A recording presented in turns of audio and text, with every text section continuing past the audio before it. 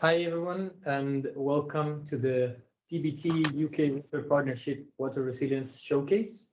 Francisco Fuensalida, I'll be facilitating this red room. We're going to start with a welcome and introduction from the UK Water Partnership, DBT, and the Water Resilience Stream leaders from the UK Water Partnership, starting with Hans Jensen, Director of the UK Water Partnership. Great. Well, thank you very much for the introduction, Francisco. Hope everybody can hear me okay. Yeah, good. Okay. Yes. Well, welcome everybody. I think that's the first thing to say. Very warm welcome. I hope you'll find this afternoon interesting and, more importantly, stimulating. What I'll do now is just very quickly run through what the Water Partnership is about, what we're trying to achieve, and how we can support the event today. So just a bit about me. My name's Hans Jensen, so I'm one of the 3 directors of the UK Water Partnership, along with Tom Flood and Chris Newson. So the UK Water Partnership is really about pooling knowledge to address global water challenges, of which there are many, as I'm sure you'll all be aware. And also to promote collaborative innovation between organisations that otherwise wouldn't have the opportunity to talk to each other and think about the kind of opportunities that there are out there across the world. And the final thing really is tapping into the global water market to understand what opportunities there are there and how we can support government and others in developing overseas opportunities. And also to spread the good word about the capability of the UK. So we have a great number of really important companies, some small, some large, with a lot of experience in water that can be transferred to overseas problems and difficulties that the UK is facing as well, where we have a lot of experience in solving problems.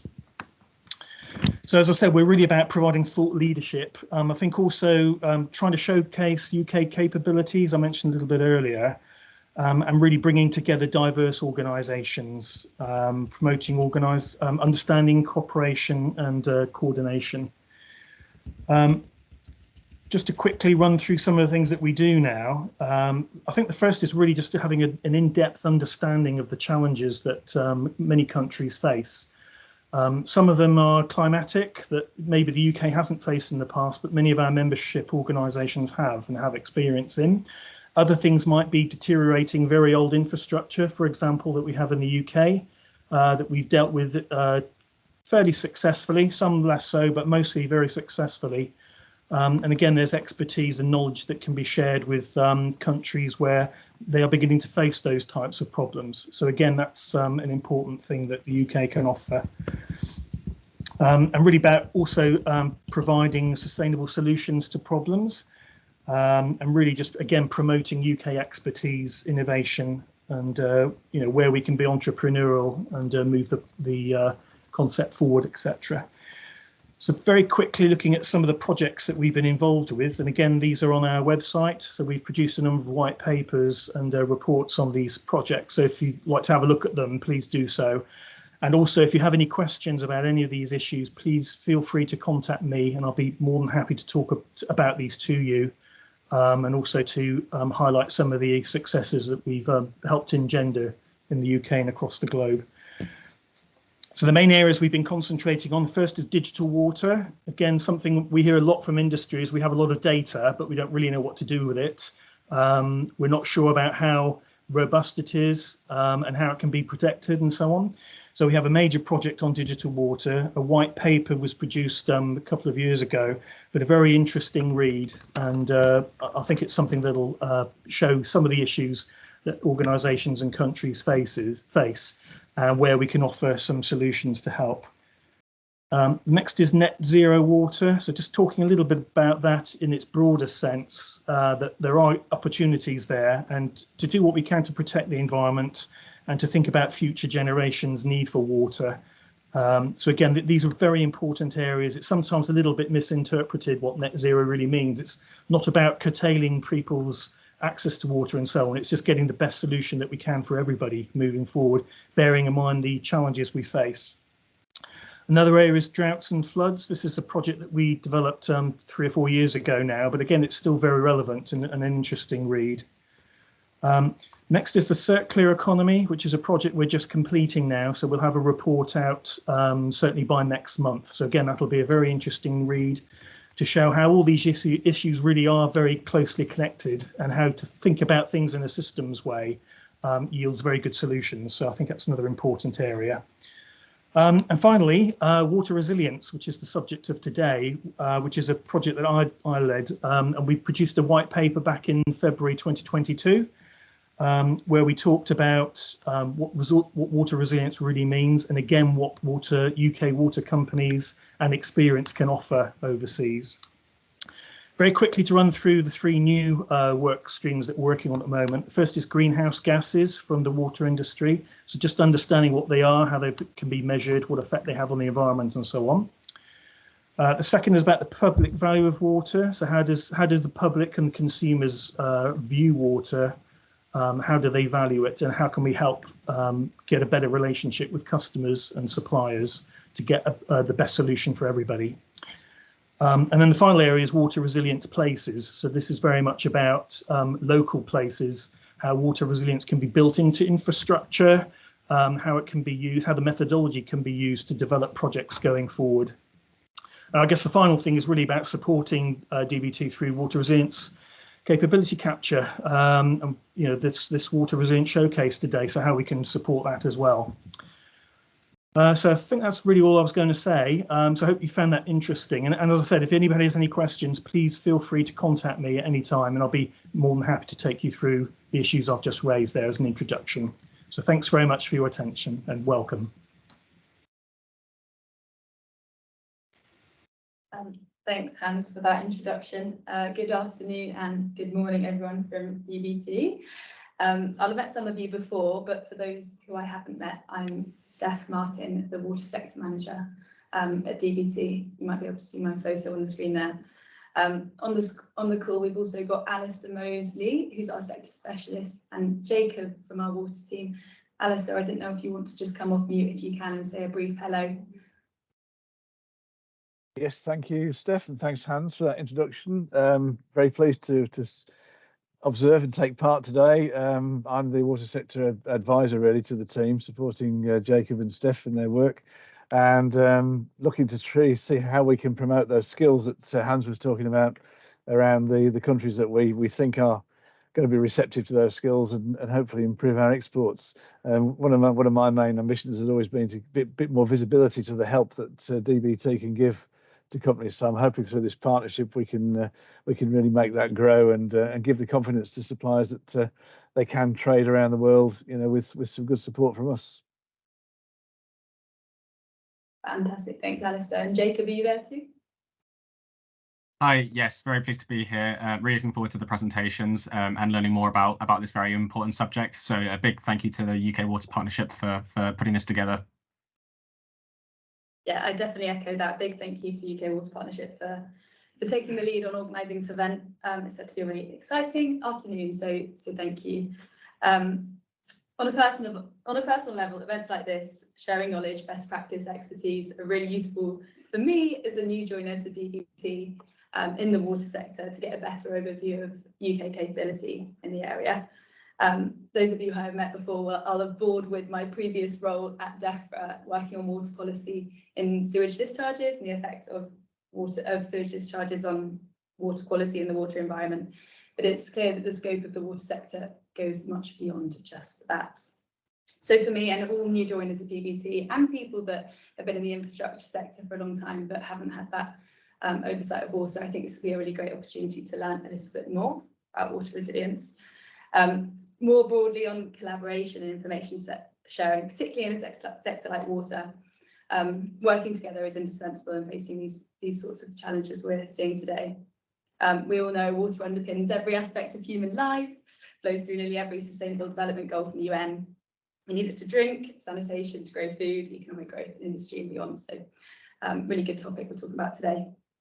The growing pressure on water resources is seeing countries increasingly turn to solutions like desalination to keep up with demand, but it's clear that a greater overhaul of how we manage water resources is going to be essential if we're going to make a real difference. We need to build resilience into our systems, into our cities. This is in part in existing places, but also integrating water management into new cities we're building across the world.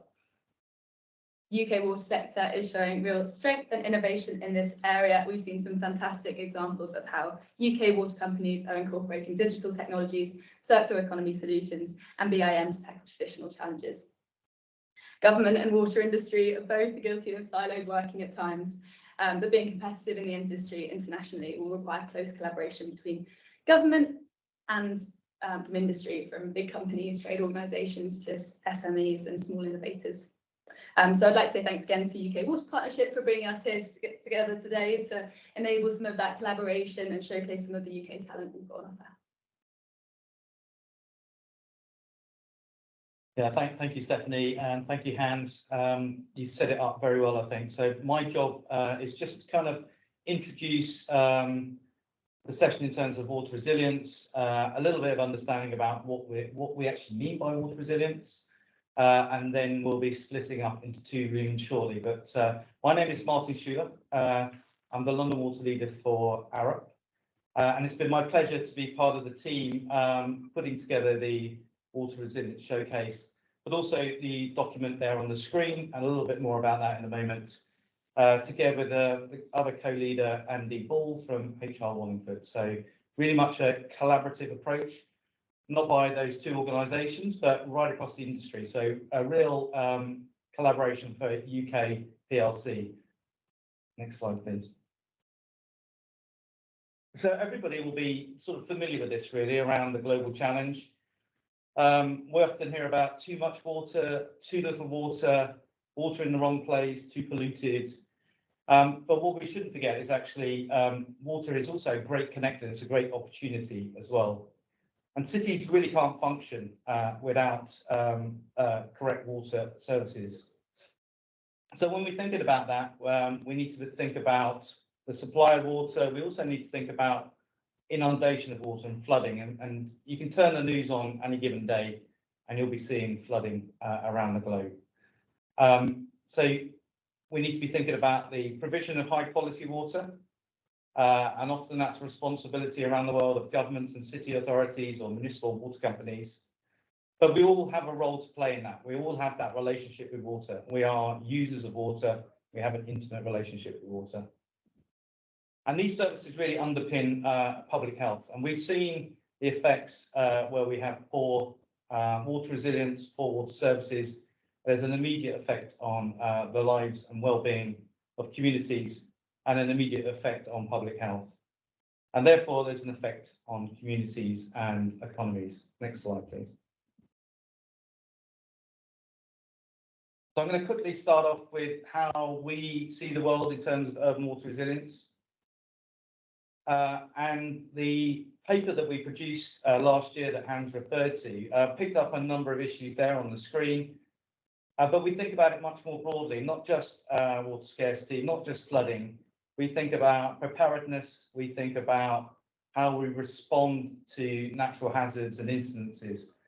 So we really have to think about water in and around.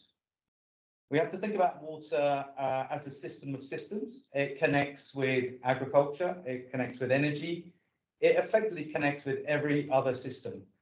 So if water starts to fail for whatever reason, every other system will be impacted. And we've seen that with energy. There's an intimate relationship between energy provision in terms of hydroelectric, but it also can affect distribution when we have flooding instances. And we've seen that in the UK and elsewhere. Next slide, please. So really just thinking about the importance of water resilience. And a couple of thoughts there really about the provision of high quality water and sanitation. Often sanitation is overlooked when we think about water and water security, but sanitation is hugely important, especially with the growing populations that we see around the globe. And we need to protect communities and properties from those water-related shocks and stresses. And that's really at the heart of urban water resilience. Next slide. So switching a little bit to some of the drivers and the challenges, the drivers of change. Urbanisation, that slide there, over the past 20 years, you can see the change in the skyline in Shanghai, one city amongst many. And we've seen rapid urbanisation, and that impacts how we live, how we operate, impacts in terms of access to safe drinking water, but also increases flooding risk as well. And so we need to think about urbanisation, how we're moving forward with that. And we also need to be able to think of a capacity for a city in order to provide that good water services for its community. How do we grow that? How do we pay for that? What is that system going to look like? Is it centralised? Is it decentralised? These questions are all part of urban water resilience. Next slide. Another key driver, obviously, is climate change. Now, the climate is changing. We know that. And much of the impacts of climate change will be felt through water, be it drought, be it flooding, be it sea level rise.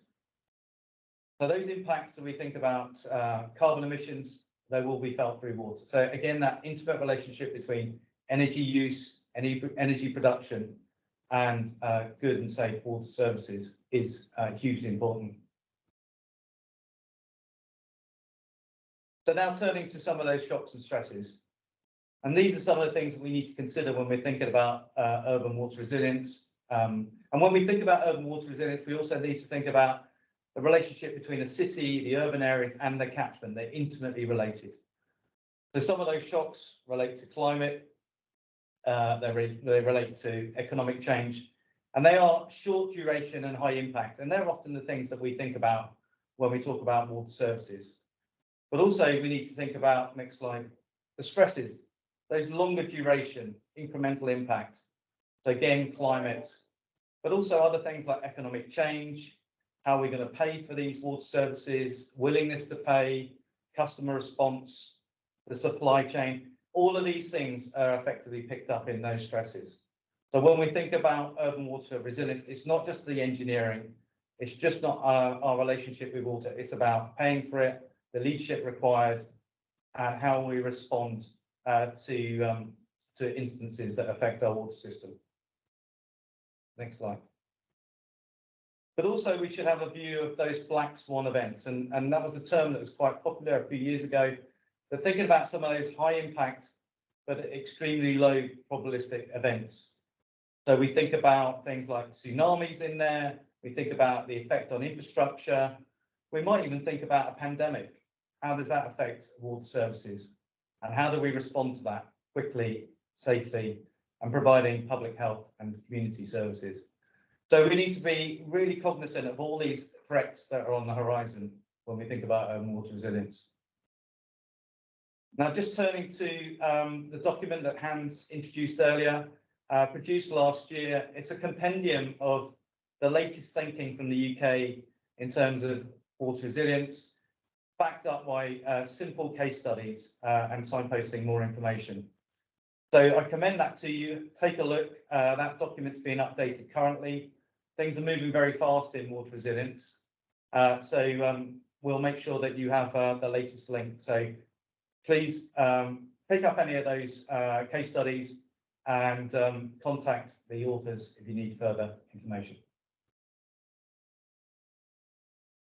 Thank you. Thank you, everybody. So now we're going to start with the thematic blocks. This showcase is structured as a series of drop-in sessions. So you're free to join the room that interests you the most. There's a link posted in the chat, has been pinned for everyone. So feel free to click it if you want to join the blue room. You're now in the red room. And there's going to be a similar one on the blue room in case you want to rejoin this one. Each thematic block will be structured as a presentation of 7 minutes and then a space for asking questions. There's a Q&A tab that you should use. And also, if you want to raise your hand at the moment of the questions, we can enable your microphone to ask your question. We encourage everyone who asks a question to start by saying their name and where they are joining us from, to give a bit of context. So please, if you would like to join the Blue Room, follow the link. And we're gonna start with our first block of the Red Room, which is Planning for Resilience, led by Martin Shouler from Arup. Thank you, Fran. It's Martin Shouler again here from Arup.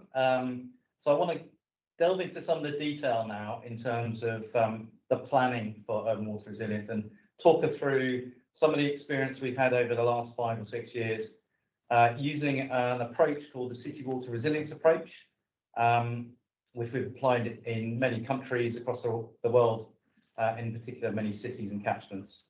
I'm going to pick out a case study, one piece of work that we did recently in Cape Town in South Africa, which was impacted at the time we did our work by the so-called day zero, where water was about to run dry. Next slide. So I'll quickly run through these areas, a little bit about the firm I work for, Arup. We're a consulting engineering company, the CWRA, Cape Town, and where you can go for further information. Next slide. So Arup is a consulting engineering company based in London, but we have offices throughout the globe. We have something like 90 offices or so. We've got 19,000 planners, designers, engineers, technicians, consultants, scientists working across the globe, very intimately connected and working on something like 18,000 projects at any one time.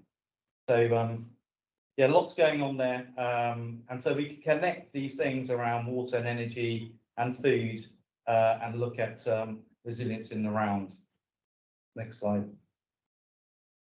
So I'd like to take you through the City Water Resilience approach. Next slide.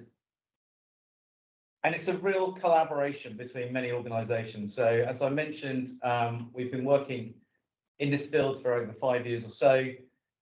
We had some initial funding from the Rockefeller Foundation, and then it's grown momentum ever since. And many of the organisations that you may be familiar with have been represented, and I'll pick out a few. So the World Bank, the Stockholm International Water Institute, OECD, many others, universities, a cross-sectoral approach.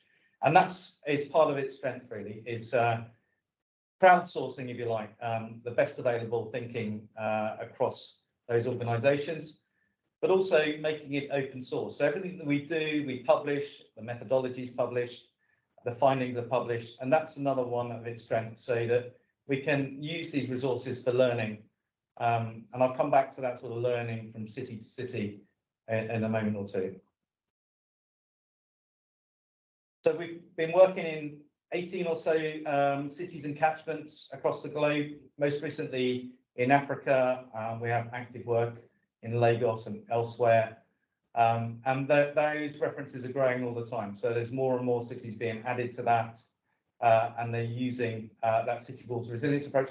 But what we're doing is learning on the way. So we're building that knowledge. Each and every city is contributing, sharing. We're sharing across cities, but also making that framework even that much more stronger. And just thinking about some of those key features for CWRA, it's inclusive and transparent. I've touched on that. Everything we do is open source, transparent, and that's one of its strengths, that we're bringing together those key stakeholders, having those conversations, and then making them available. So obviously Chatham House rules apply, but actually we make those distilled conversations available to all. So a key part of that is getting the right people in the room, the right expertise, those key stakeholders right across the not just the water sector, but the adjoining sectors such as energy, agriculture, transport. It's systems based, so it's a system of systems. So it really understands those dependencies between and across systems. how do they play out in terms of resilience? It's holistic, so really it's thinking about leadership, strategy, governance, but also it thinks about community resilience. So right across the broad spectrum, bringing that information all together in one place and hearing those voices that perhaps don't hear from each other when we think about long-term planning. But importantly, it's action orientated. So it's all about actually creating that pipeline of projects. It might be around governance, it might be around data, but actually strengthening urban water resilience in the whole, or in and around. Next slide, please. It's very simple in terms of concept. It's 5 steps, starting with really kind of understanding the system and baselining, moving through to action. And the first step is around bringing together our understanding of who needs to be in the room. And we've created some digital tools for doing that. One of those tools is our water. And that's another open and transparent way of understanding assets, who owns them, overlaps, underlaps, but importantly, who's impacted by water and who impacts water. And that's all created open source, and that can be built up from that basis. From that step, we really go into that baselining, understanding where we are as a city, understanding the urban water resilience for a particular city, looking at the shocks and stresses right across the board, and actually understanding where you have strengths and where you have weaknesses. And that's brought together in the so-called water resilience framework wheel, that you'll see in a minute. The underpinning part of that is there's something like 16,000 factors that help or hinder urban water resilience. And these are brought into this framework wheel. Built into the 4 quadrants, leadership, governance, planning, ecosystems, and health and well-being, brought together so you get a holistic view all in one place. Next slide. This is an example of a recently completed resilience wheel. So where you've got reds and greens and ambers, understanding your strengths and weaknesses. And again, that is the first time typically for a city that it's all brought into one place together. So again, it's a place to convene, a place to understand, and a place to take action from. From there, we've developed a targeted action plan. So going through the stages of understanding those strengths and weaknesses and looking at projects to fill those gaps and building on the strengths perhaps and underpinning some of those weaknesses. So what we do is create that pipeline. At the same time, we understand where the financing might come from. So that's an important part, is bringing in that financing into that structure. Next slide. So building water resilience, these are just 2 examples here, Miami versus Cape Town. I'll talk about Cape Town now. Next slide. So Cape Town on the tip of South Africa, a beautiful place to visit, but also it experiences periods of drought, extreme drought from time to time. Next slide. And so a few years ago, where Cape Town underwent the so-called day zero, where reservoirs were drying out, and it was predicted that pipes would run dry very shortly. So action was taken with the city, bringing in communities to reduce consumption, to extend that period while they still have water. So quickly they pivoted through community action, reducing water, recycling water, but also bringing in other sectors such as energy and agriculture. So there was a focus on the demand management to see them through. Next slide. So whilst we were there, we're also doing that longer term planning. So we were learning from that experience. What do we need to do for longer term planning for water scarcity? But also thinking about, actually, the area also suffers from flooding. It has pollution issues. There are issues about water inequality. So whilst everybody was focused on water scarcity, we were taking that longer term view and building that water resilience by bringing in all those elements. Next slide. So our outputs included a profile in terms of the water resilience profiles for the city. And this, next slide, this was then built into Cape Town. Cape Town then owned that and then built it into our shared water future. So it's a funded solution to water resilience built upon some of those approaches that we took whilst we're in Cape Town. So there's a direct line of sight between our work and the investment now being spent to build urban water resilience for Cape Town. One other thing I just want to mention is that there's once you bring cities into this ecosystem, you've got the opportunity to have peer-to-peer learning. So we were seeing that cities as diverse as Miami and Cape Town were learning from each other.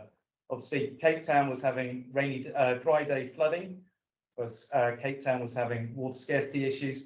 But actually, some of the underpinning issues of root cause of these problems were around water governance and investment. So those conversations were powerful conversations from city to city and providing that global north to global south learning. And that's the end of my presentation. So if we've got time for questions, happy to take any. We do have time for questions, so please, anyone who has any questions, please drop them in the Q&A section or raise your hand and we'll give you a microphone.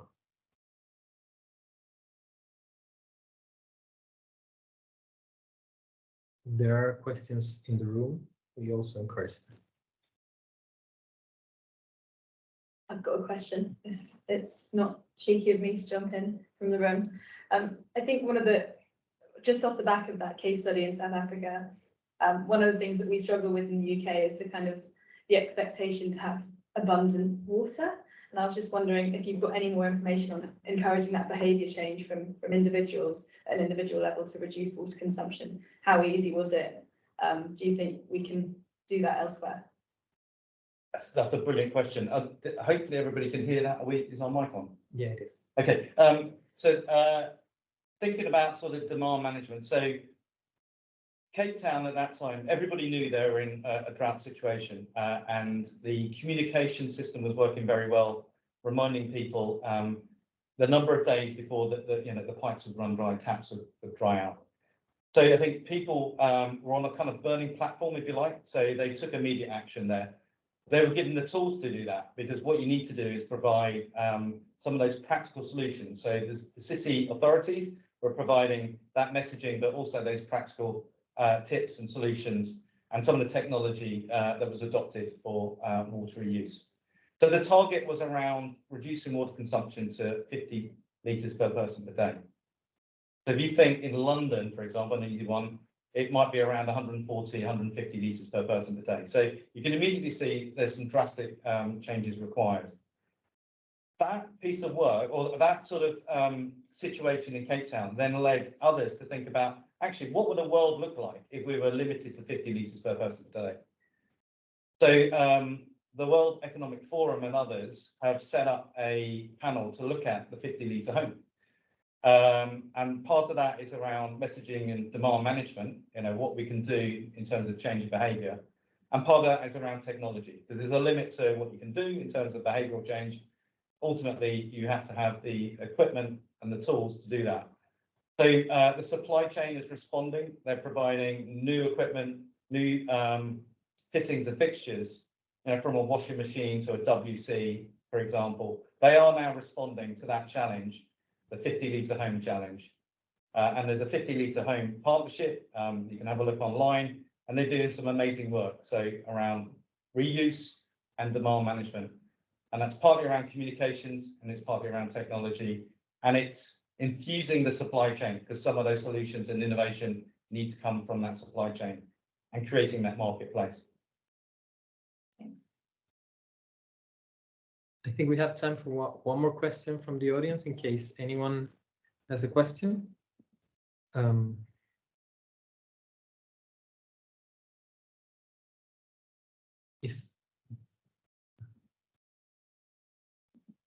If not, then we thank Martin for his presentation, and we can wait for the next one which is going to be about planning for resilience here in the red room, led by Professor Julien Harou, or you can join the blue room for a presentation on nature-based solutions. We'll be back in 5 minutes.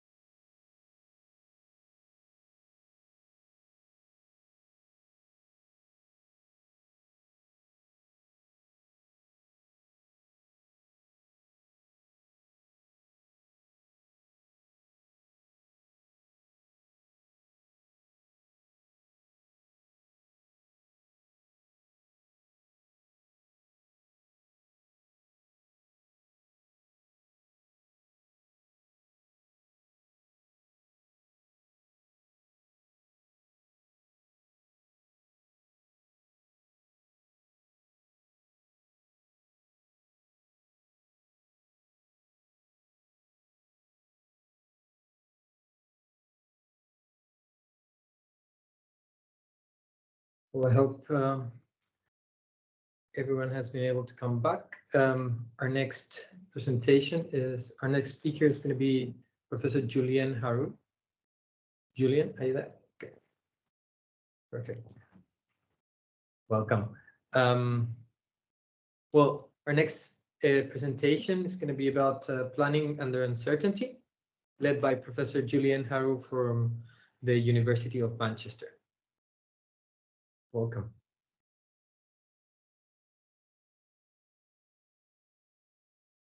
Okay, let me know when to start. Yeah, you can start now. Thanks. Okay, great. Thanks very much. Let me know if you can see my slides here. Is that working?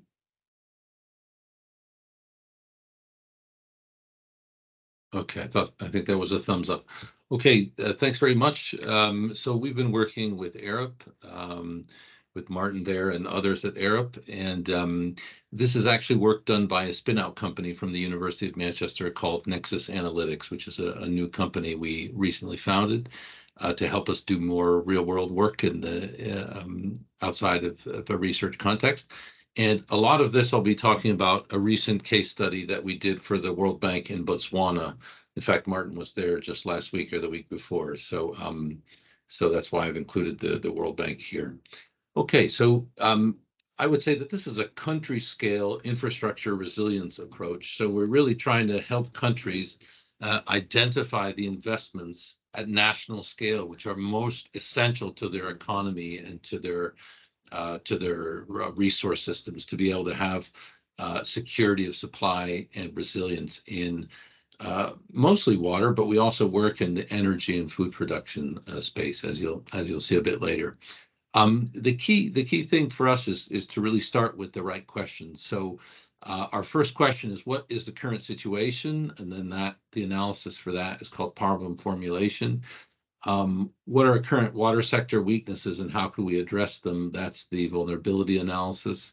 And then which future options, the third one, which future options could perform well together and help provide resilience, but also share benefits appropriately between regions and between sectors. And here we use some infrastructure portfolio robustness and trade-off analysis, which I'll show some examples of. And then finally, because there's significant uncertainty, we don't try to optimize portfolios, but actually rather set an adaptive roadmap where people can decide the initial interventions, the initial investments, and then move on from there. Okay, I'll move a bit quicker now. Here are some stages of how we interact with clients over typically 6 to 24 months. Initially, we're really trying to figure out who does what, collect data. Then we consult extensively with them to identify the scenarios they'd like to plan for, what are the options they're considering, and what are the metrics the performance metrics they use to evaluate whether they've been successful or what constitutes a good investment. Because these are infrastructure systems, they can't really be understood without mathematical modeling. So we create national scale simulation models of one or more interconnected systems. And then we have all sorts of stakeholder co-production where we identify with them how the options work and how the system could be improved. Okay, let me show you some examples of this. First of all, scenarios and intervention options with this Botswana case. So typically for scenarios, we'll consider things like the climate. So in this is just temperature. Okay, I think one slide is missing here. That's fine. We have another one which had demand. So we were looking at agricultural and other demands, public water supply, energy sector, mining sector. And that's something we consider.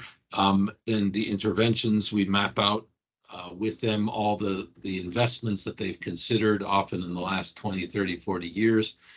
And then we represent those in the mathematical model so that they can be looked at in combination or individually.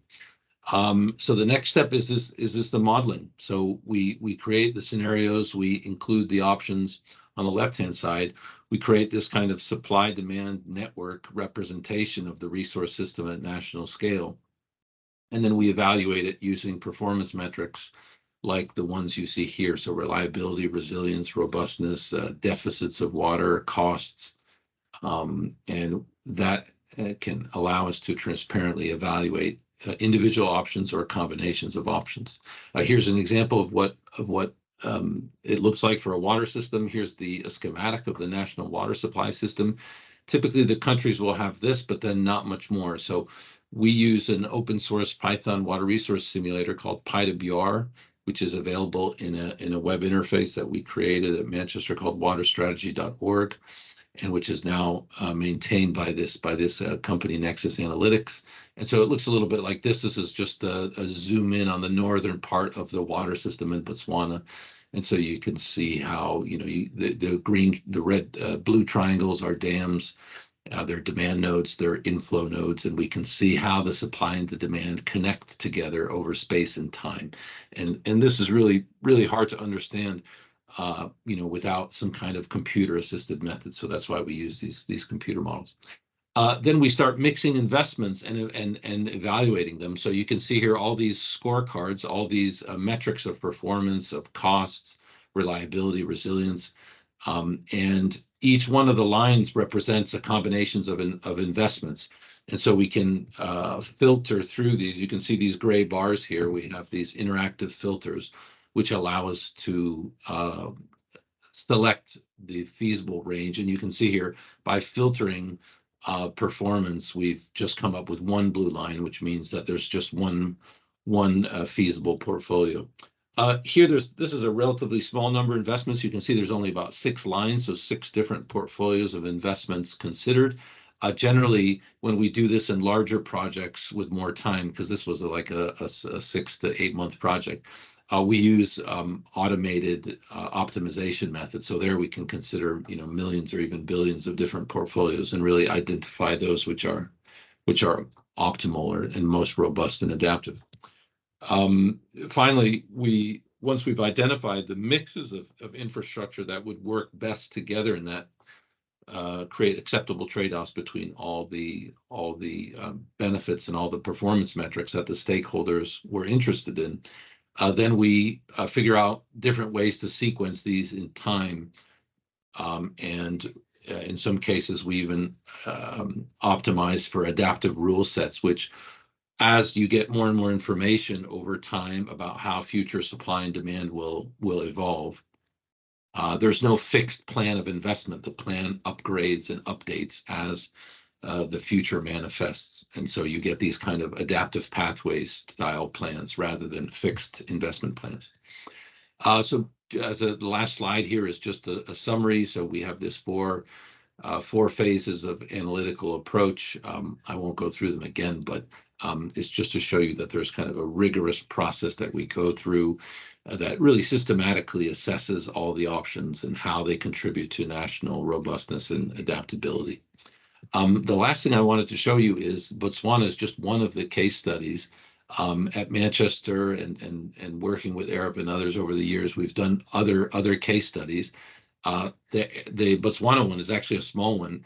You can see here we do this same water strategy web interface, which allows you to run this open source simulator. We use this on the Nile River Basin. You can see here a big example of a complex multi-country model. Here's an example of that same tool set used in the Middle East. This is the Tigris and Euphrates Basin. So we're using this with the United Nations to select post-war reconstruction infrastructure for the Middle East. That's a really neat application. Here's one that we were doing in Myanmar before the political upheaval there, but we had a national scale model, and we were able to help them select between different dams, including hydropower dams. One thing we do as well is multi-sector investments. So in this figure, you can see the red is the power sector and gray is the water sector. And so here we're simulating both the electrical grid and the water system and seeing how hydropower allows you to embed more renewables into Ghana's energy mix. So that's here is the same tool set, but it's going into multi-sector. And then the most sophisticated example, the one we're most proud of, is this where we're applying this same framework to the entire East African power pool. So you can see here you have in blue, you have the river basins, the rivers, and in red, you have the entire electrical network of East Africa. And here it is in that same interface water strategy. You can see how we simulate all that, and then we're able to optimize the investments. So thanks very much. Happy to address any questions. This is exciting work, and we've been doing it now with the World Bank and with Arup in 1 or 2 countries, but we'll be in the future excited to expand this to more areas. So thanks. Thanks so much, Julien. And now, if anyone has questions, again, you can raise your hand or post them in the Q&A.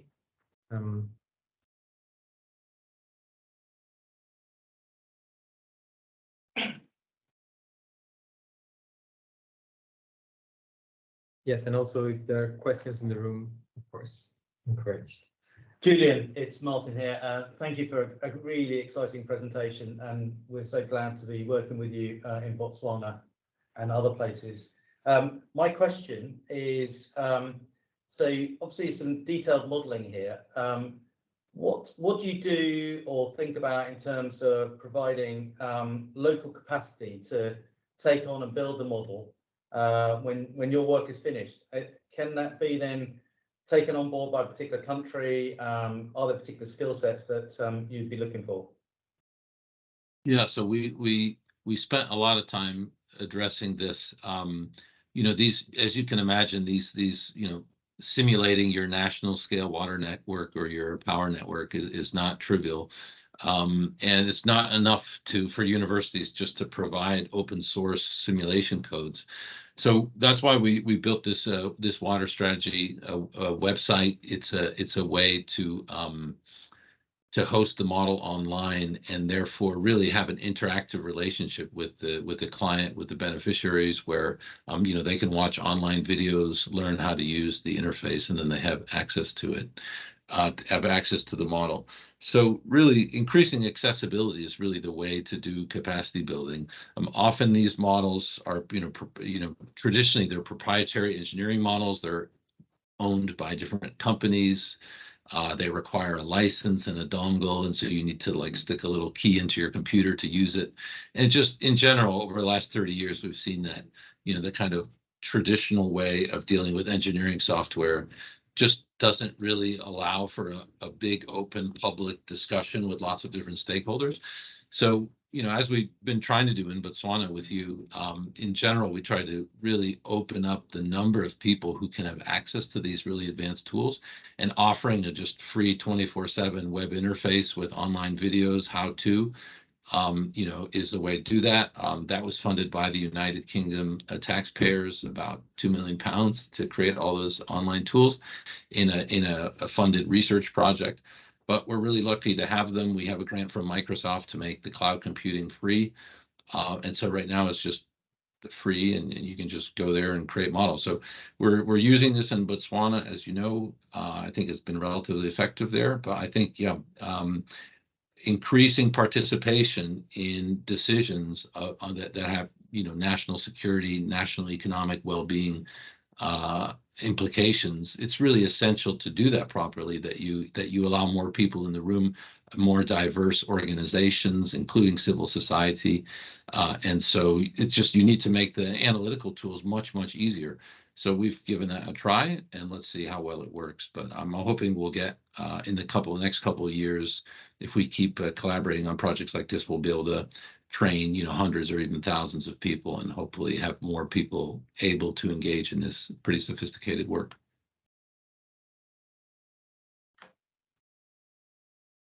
Thank you. I think we are out of time for questions. Thank you so much, Julien, for a great presentation. We want to encourage everyone there's a feedback form where you can leave your contact details, and we're going to circulate a brochure with the contact details of all the presenters and some information about their institutions. So you can reach out to them directly to ask for more information in case you're interested in some specific topic. So please feel free to fill that form. So thanks so much, Julien. And now we're gonna show again the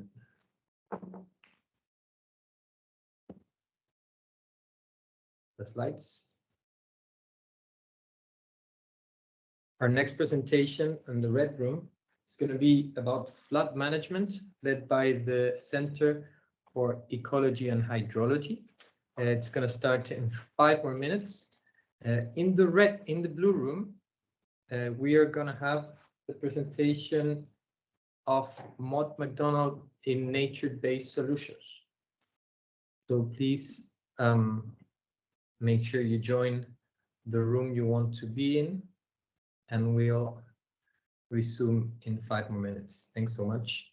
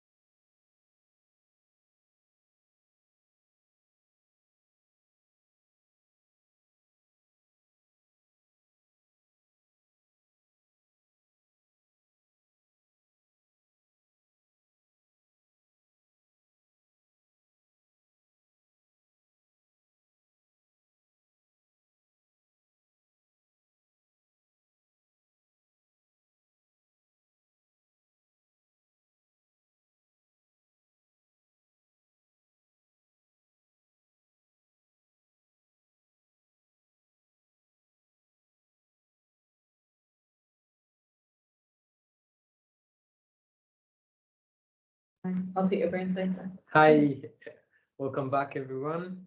I'd like to welcome to our third block of the Red Room on the theme of flood management. This block is going to be led by Dr. Stephen Cole, who's the principal scientist of the UK Centre of Ecology and Hydrology. Welcome, Stephen. Please go ahead. Yeah, good afternoon, and thank you very much for the opportunity to speak. I was just going to share my screen if that's okay, and if you can tell me that it's working, that'd be great. Go ahead. So hopefully you can see my slide. Yes, we can see the presentation. Yeah, great. Okay, yeah. So thanks for the introduction. So slightly different organisation. So we're called the UK Centre for Ecology and Hydrology. So a research-based organisation. So I'd just like to give a brief introduction to my organisation. So we're with the UK Centre for Excellence in Environmental Science across water, land and air. Previously, we were part of one of the research councils, but a few years ago, we changed our status to be an independent research centre, but we still deliver major research through national capability funding from UK government, particularly through the Natural Environment Research Council. So through that, we've got a whole range of capabilities and providing that to both the academic research community, but also national and international governments and stakeholders. And this ranges from pure research, so blue skies research, through to applied research, through to field surveys, monitoring, laboratories, data management, an awful lot of modelling infrastructure. So we develop and supply a lot of the models that are used for operational flood forecasting in the UK and abroad. We also provide something called the Jules model that's part of the weather forecasting models and climate models that are run by the Met Office. We do a lot on impact studies, expert advice and reporting. So, for example, recently, just over the last couple of weeks, we've been doing some work to support SCDO in assessing the impacts from the dam breach in Ukraine, for example. We have about 500 scientists across 4 UK sites. The head office where I am is in Oxfordshire, Wallingford. I can just about see the Thames from my office window right now. But particularly in the water area, we have 120 specialists covering a wide range of expertise, so from traditional hydrologists, but through to, as our name might suggest, we have ecologists, we have water chemists. So we've had a lot of interest in the water sewage incidents that I think we were hearing a little bit about earlier. Also laboratory and field technicians, and we work on a whole range of things from rivers to lakes to wetlands, and in partnership with lots of different organisations. Some of the things that we provide at a UK scale that are sort of enabling others to do an awful lot of research are things like the National River Flow Archive. That's an archive of all the daily river flows across the UK from a range of providers, and that underpins sort of flood frequency and flood risk assessments. The National Hydrological Monitoring Programme, infrastructure such as Cosmos UK and the Environmental Change Network that are key things for observing how the environment's changing over time. So this could be Cosmos is to do with soil moisture, and the Environmental Change Network can be all sorts of things to do with greenhouse gas fluxes, for example, is a major interest. So it gives you an overview. So we're a research-based organisation, but we've always done a lot of applied research and wanting our developments to be applied in real-world scenarios to benefit society. So I think we had a really good introduction earlier about the global context of flood risk, and this is just one of many studies that you can look at to to sort of really try and put some numbers around the flood risk in a global scale. So if you look at the number of floods in the last 20 years, you know, they've really increased. So they've more than doubled over the previous 20 years. So this is based on some work from the UNDRR. And also, if you look at the impacts from flooding, you can see that across the natural hazard landscape, floods affect more people globally than any other hazard. And if you look at the amount of losses, so if you look in that 20-year period ending just before the sort of COVID pandemic, over a fifth of the disaster losses were due to flooding. So it's obviously, we all know it's a serious issue. So some of the work that we've been doing, in particular, is trying to link through to climate change as well. So this is a particularly big project that we were looking at the African monsoon. So one of the challenges there was to think about how would the monsoon change in future decades. And 2050 was one of the target decades that we were looking at. But the reason, as you can probably imagine, and you know, these storms that happen in West Africa, so these huge convective storms that you can see from satellite, so that's a satellite image on the right hand side there, they can produce really, really intense rainfall, so yeah, hundreds of millimeters in an hour. So you can get well over 100 millimeters in an hour, and that can cause serious issues. So there's an example there from Ouagadougou in 2009. So we're trying to understand how the monsoon would change in future decades, and that's also cutting across not just from the climate side, but looking through to the hydrology and also the agriculture, which is obviously a key thing you have to think about what crops may be suitable in a changing climate, and also the social sciences. So thinking about, as we were hearing earlier, it's about how you communicate a lot of this information to others and how you engage others into the conversation, so that you it's not just a report that sits on a publication or a journal paper. It's getting that pathway through to making impacts on the ground. So this was part of the Future Climate for Africa programme, so a big investment from UK Aid and UK government, and the particular focus was in the Sahel and West Africa.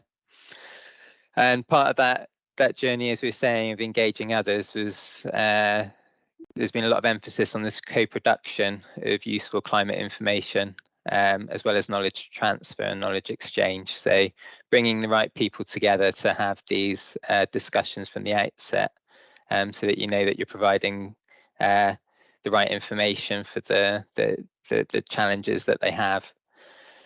If you want to find out more, there's a website there. But this, one of the key things you can actually see in this graph here, of these trends over the last 30 years, there's been an incredible increase in both the rainfall frequency and the flood frequency. So it's sort of tripled over the last, the last 30 years, and that's only likely to increase further under climate change. Now, one of the specific challenges that they have with these big convective storms is that predicting them is really, really quite difficult in terms of what might happen over the next day. So numerical weather prediction models, so the sorts of typical things we see on the weather forecasts at home, that you'll see when you see the weather forecast on the news. They really struggle to predict these storms accurately. So because they can drop lots of rainfall within a short period of time and cause real damage in those urban environments, we have to think of other ways that we can predict things over the next few hours. So one of the methods that we have is something called nowcasting. So that really focuses on the next 6 hours ahead, and developing methods that could use readily available satellite information. So as we know, the the observation infrastructure in these sort of locations, so in West Africa, is certainly not as robust or extensive as we may have in the UK.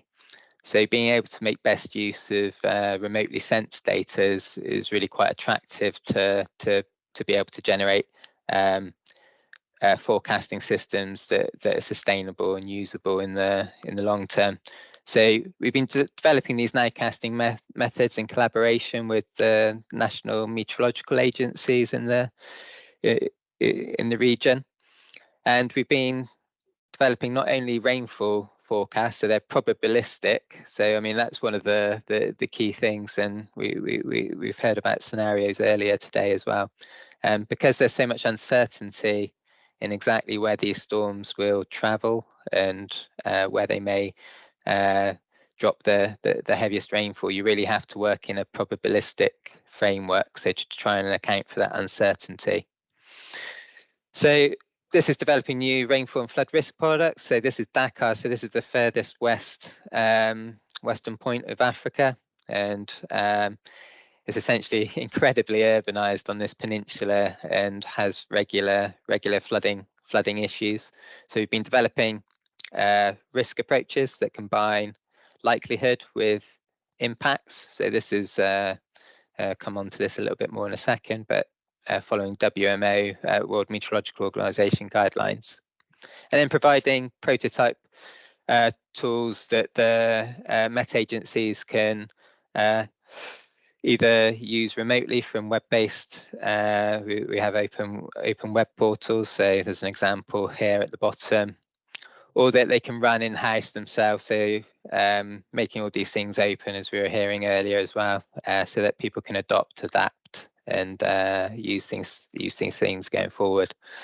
And then we also spent a lot of time looking at the communication chain and how these actually feature into warning services and reaching that what some might call the last mile. So it doesn't just stop with the Met agencies, it's about who's receiving this information and what they're going to do with that on the ground.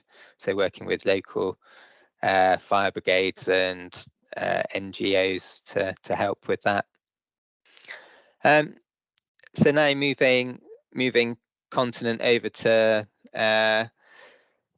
Asia, and some work we've been doing in India. So this is work funded under something called the Weather and Climate Science for Services Partnership Programme. So that's again government funding that's bringing together the UK Met Office with government departments within India, so under the Ministry of Earth Sciences, and the equivalent of the Met Office, which sits under that department.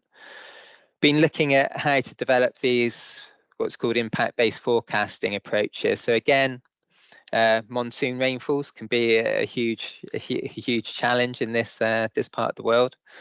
But it's thinking about, well, how do we use ensemble forecasts of rainfall and flood models to get a handle on the uncertainty and the hazard prediction, but also how do you link that into dynamic risk assessment? So not just thinking of the hazard, thinking of the inundation, what's being impacted, and how you can communicate that in a very fast way so that it could be used in real time decision making. So this again has been working with these operational partners across in India. So the Indian Meteorological Department, as well as bringing together expertise within the UK, both the academic sectors. So Loughborough and Birmingham have expertise in high resolution modelling, and the Health and Safety Executive that have a lot of expertise in risk assessments. So perhaps this gives you a flavour of some of this is a growing area, this impact-based forecasting. And as I said earlier, it's influenced and aligns to the World Meteorological Organization for multi-hazard, impact-based and hazard warning systems. So there are opportunities for this type of system across the world, and many organisations are thinking about how to adopt impact-based forecasting. But we've got a lot of experience from how we've operated these systems in the UK, and these are just some examples of how we've transferred those to overseas collaborators. So at that point, I think that's the presentation for me. So if there are any questions.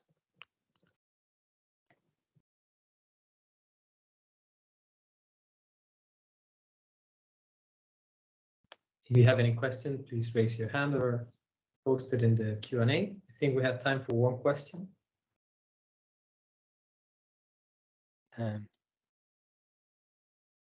think while we're waiting, if there are any questions, this is just an example of the nowcasting portal that we've developed for West Africa that is open to anyone to use, and we've been working with the WMO, so the World Meteorological Organization, and have these regional centres that are adopting these methods as part of their procedures. But it feeds through to information on the risk at a commune level within Dakar, and there's the real-time sort of flood risk matrix that you can see in the bottom right. That's great. That's open to everyone to Yeah, view, right? yeah. It's absolutely absolutely open, and the methods are available for others to use as well. Fantastic. Well, thank you so much, Stephen, for a great presentation. And now we're going to go for a break until 4:35, after which we're going to be joined by Mott MacDonald to give a presentation on managing water scarcity on this red room. And in the blue room, you can witness the presentation of Wallingford on remote tools or digital tools for resilience. Thanks so much, and we'll meet you back at 4:35. Thank you. Welcome back, everybody. While you continue to join back the call, I'd like to remind you that this is a drop-in session. You're currently in the red room of the UK Water Partnership and DBT Water Resilience Showcase. If you look at the chat, there's a link that takes you to the blue room, and you can join each room at any time. We encourage people to ask questions after the presentations. You can even drop them to the Q&A during the presentations, or you can raise your hand and I'll give you the microphone. Our next presentation is going to be led by Richard Noakes from Mott MacDonald. It's going to be on managing water scarcity. So please welcome Richard Noakes, the Technical Director of Mott MacDonald. Welcome, Richard. Thank you very much, and hello to everybody. I'll just briefly introduce myself. I'm a civil engineer working in the water sector. I've had about over 40 years in the sector, much of it with this firm, Mott MacDonald. Started my career in rural water supply in East Africa, and since then I've been involved in all types of water issues and developments in Oman, Eastern Europe, East Africa, and the UK. So if you may move on to the next slide. And today I wanted to showcase to you two very different and contrasting projects in two very different countries, but both of them are related to resilience, water resilience. One of those is a quite technical project in Oman, working with government water utilities to understand the resilience of their water network and how to mitigate any security of supply issues. In Bangladesh, we worked at grassroots level in 3 quite poor coastal districts to develop water resilience plans with water user groups, farmers and local government. But both of these projects, although very different, have water security at their heart. If you may move on. Next slide. Just a little bit about Mott MacDonald. So we're a global engineering, management and development consultancy working in about 135 countries, I think, at the moment. And we've got about 18,000 staff. We cover the full range of environment, built environment, energy, transport, international development, and of course, water. Our water sector's been, we've had a water sector about 100 years actually, and we work across the water environment. Next slide, please.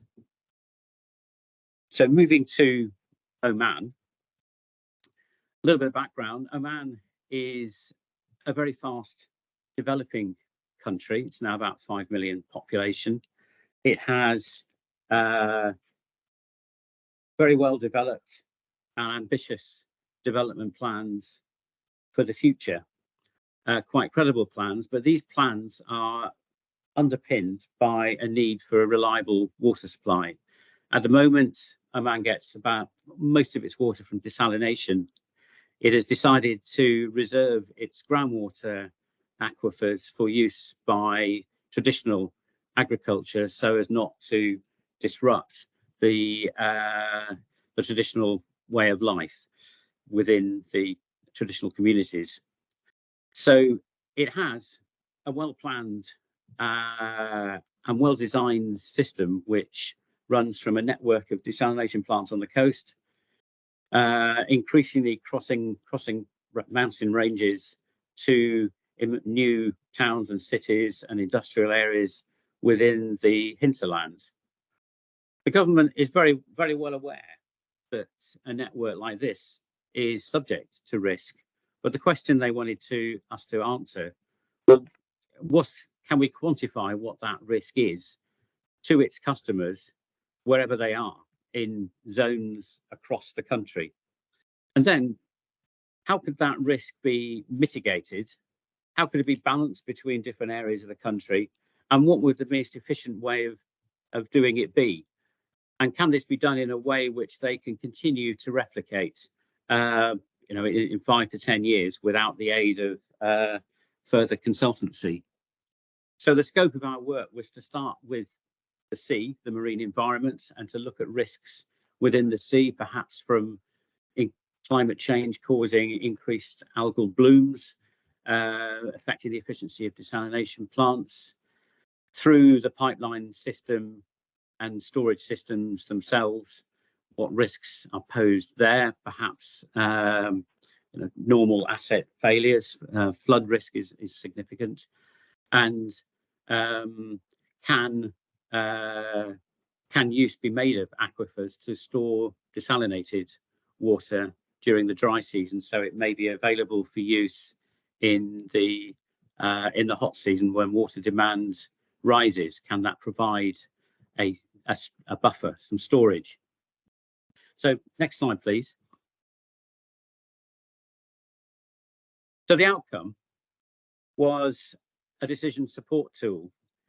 Behind this tool was a risk model built up through a lot of stakeholder workshops, understanding exactly what risks apply to different components within the system, how long they might take to fix, what's the consequence, and then a hydraulic model which joins it all together that knows how long it takes to transport water from one area of the country to another and how much storage exists in that system.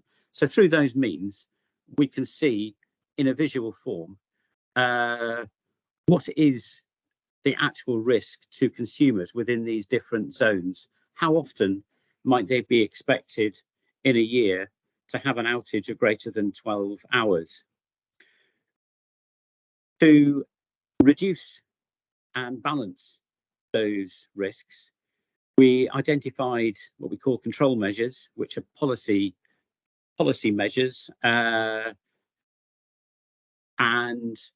actual hard investments to such as new pipelines, particularly new storage reservoirs, and then looked at what would be the most optimal mix of those investments to reduce, to balance out the risk and to reduce it where our client wished it to be reduced.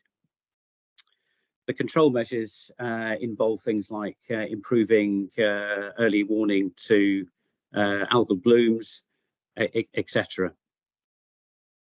So a very technical project. Now moving on, next slide please. In Bangladesh, we ran a participatory water management project in 4 coastal zones over a period of about 7 years. And the basis of this project was recognition that water has the power to change lives for the better. It's directed at the largely a rural population and quite a poor population, and it was designed to empower them in improving the water management in their polder system, their irrigation system. And that was done by creating about at least 500 water user groups and working very closely with them, government agencies, agricultural agencies, and other community organisations to create a sort of bottom-up approach. And many small interventions were built, but the main outcome of the project was to build a resilient capacity increase within the community, to make it more resilient to pressures from increased flooding and water scarcity. So as a result, there have been slightly high crop yields and changes in cropping and vastly improved water management. So I'll finish there and ask if there are any questions.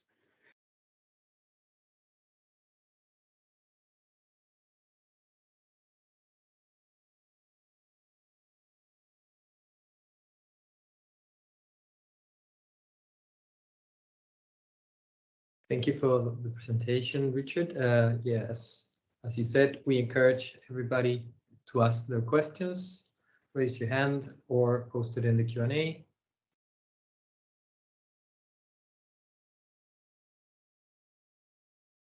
There's a question from Stephen Cook. Stephen?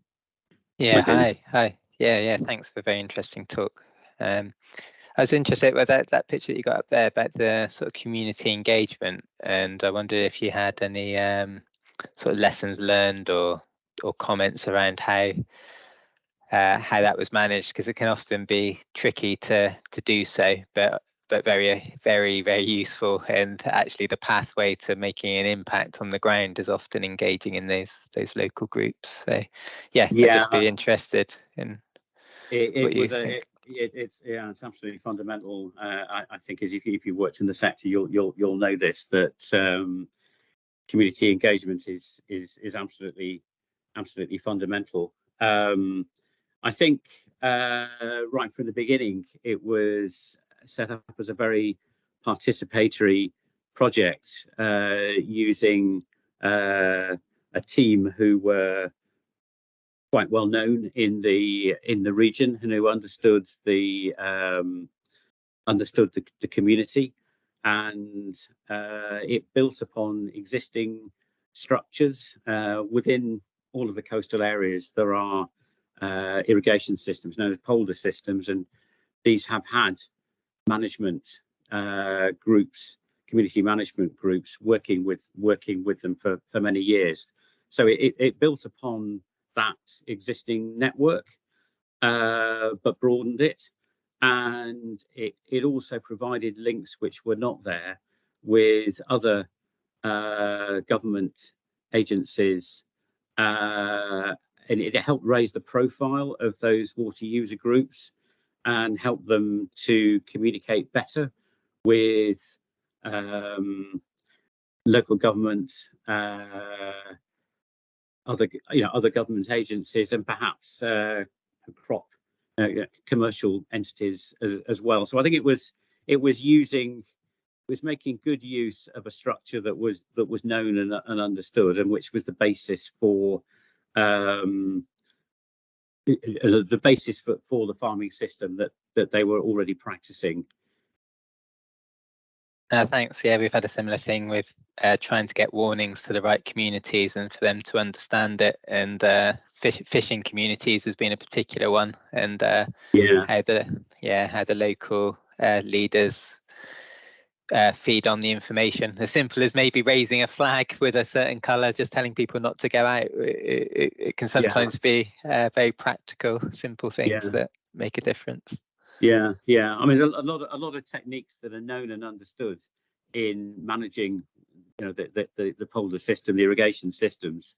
So there is already a lot of knowledge there, and that is a useful place to start, to help build on that, and therefore perhaps empower people to do more. So that, I think, that was quite successful. There's another question from Deva Badibiller. I hope I'm pronouncing that right. What tools did you use for decision making? Is this in Bangladesh or in Oman? If you can go on any. Okay, so yeah. In Oman, we used we started off by building quite a comprehensive risk tool. And that was based on a lot of stakeholder workshops with people from the water utilities, people from the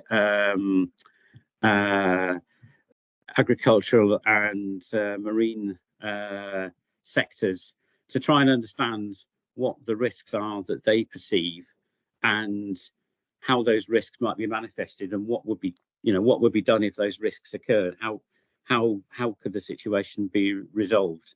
And that went up through the system, including in desalination plants, understanding how the physical arrangements within the plants, single points of failure, understanding how the management teams interpret information they're provided about changing marine conditions and so on throughout the system up to the reservoirs that are at the end. So it was built up very much using the knowledge of the actors within the system, but then it was put together using a water balance hydraulic model, which essentially it could fail components throughout the system to simulate what would happen if one of these events occurred. And that allows you to build up quite a comprehensive understanding of how one end of the system will react to a change in the other end of the system. And that's quite powerful. If it's shown in a visual way on the map that I showed, that allowed our water utility colleagues to see a link between. That's exactly what they wanted, actually. They wanted to know and be able to see how one part of the country would be affected by an event in another, and that they are trying to decide how to allocate funding, knowing that perhaps to reduce the risk in one area of the country is much higher than the cost of reducing the risk in another area of the country. So they found that very useful. We're also doing a bit of work for them, saying, well, let's look at 24 hours outage. How much would it cost to mitigate that problem rather than 12 hours? And all this information helps them to make the decisions. They actually found that quite useful, and it was, you know, it was a large point of discussion in it, and it continues to be. Thank you, Richard, for a very interesting presentation.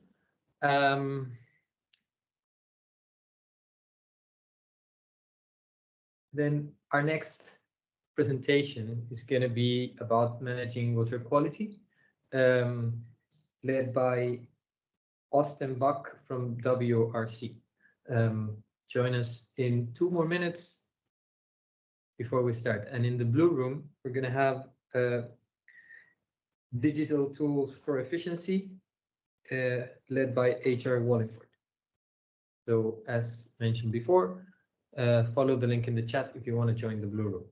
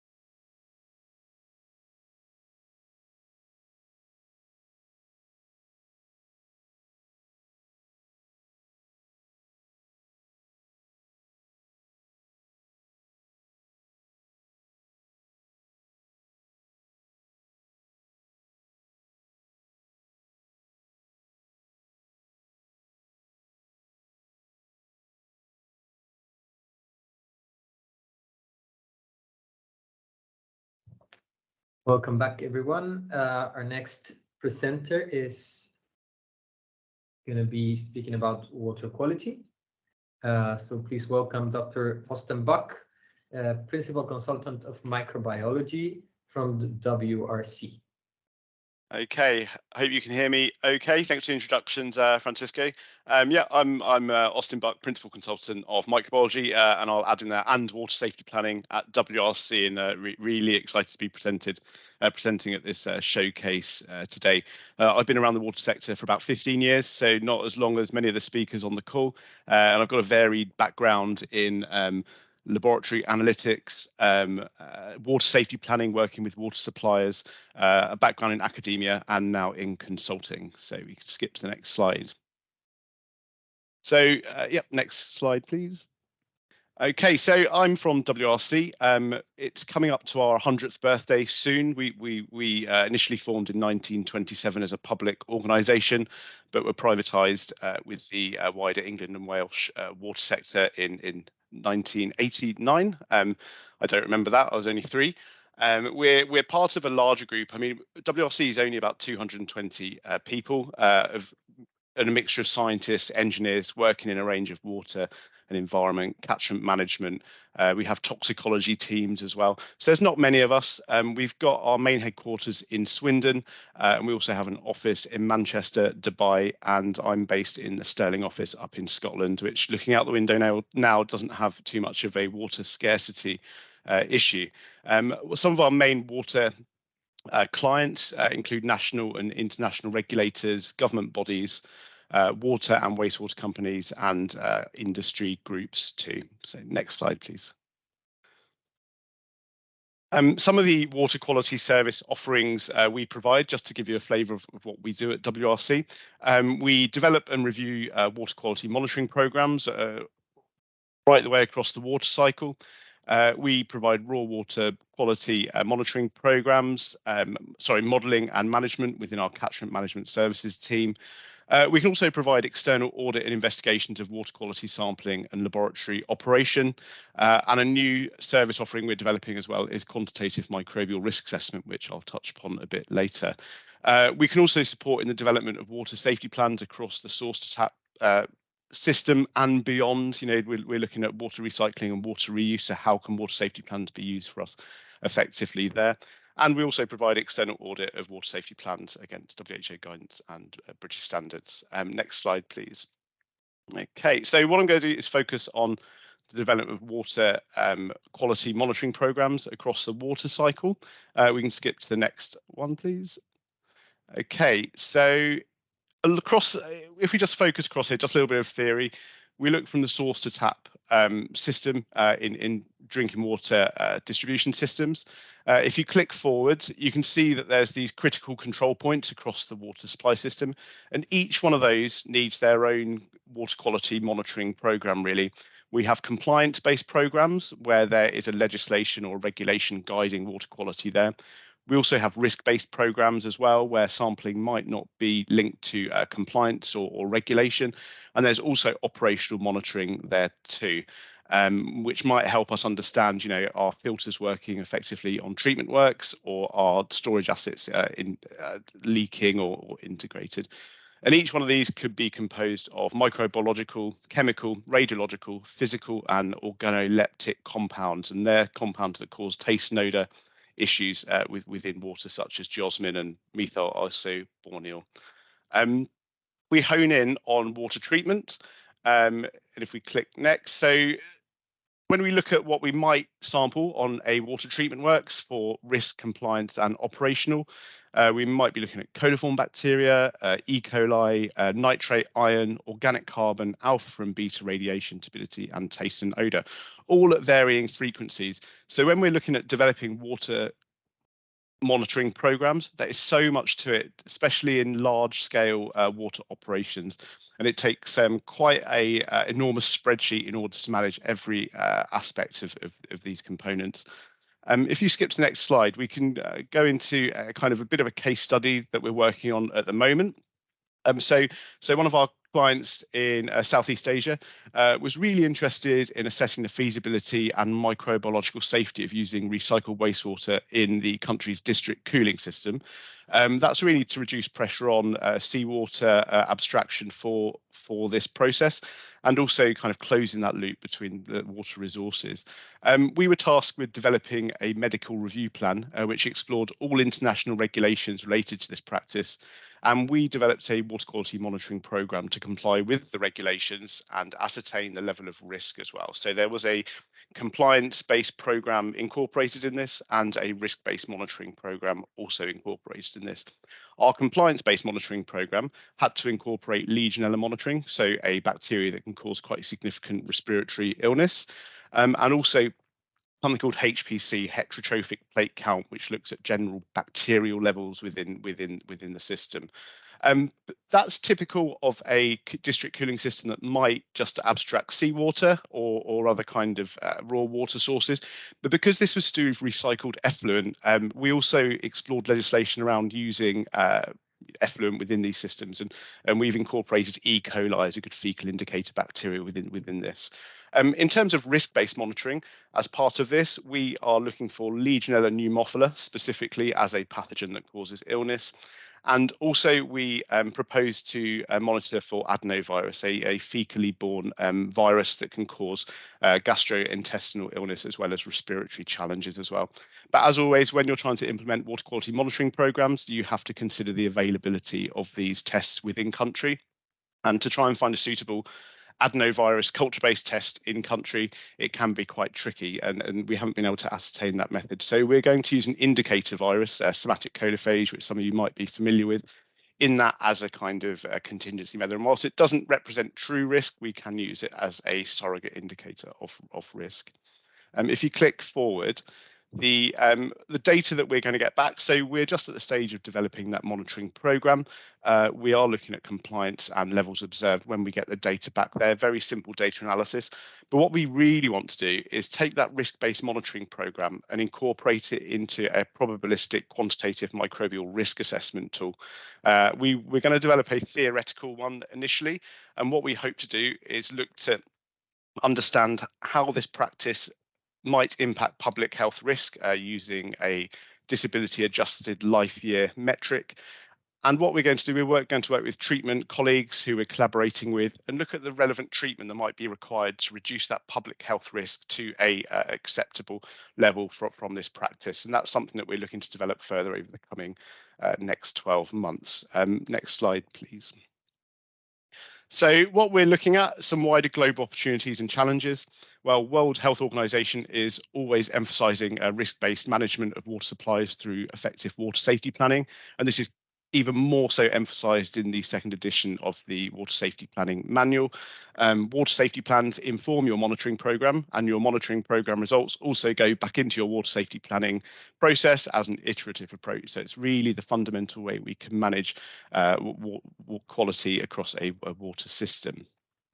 If we look at the next slide, we can look at issues around regulatory change driving water stakeholders to monitor for emerging contaminants. So the new Drinking Water Directive has been outlined and I guess implemented, and the UK are looking to adopt those emerging contaminants from the Drinking Water Directive into our own legislation. So there's challenges around that, analytical method availability, as well as how do you monitor for these, where do you monitor for them, and what frequency might be a suitable level.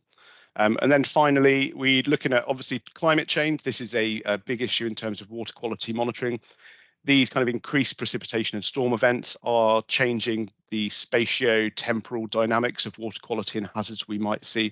So our water quality monitoring programs need to be adaptable to these more unpredictable weather patterns and how that might impact the UK water system as well as the international water system.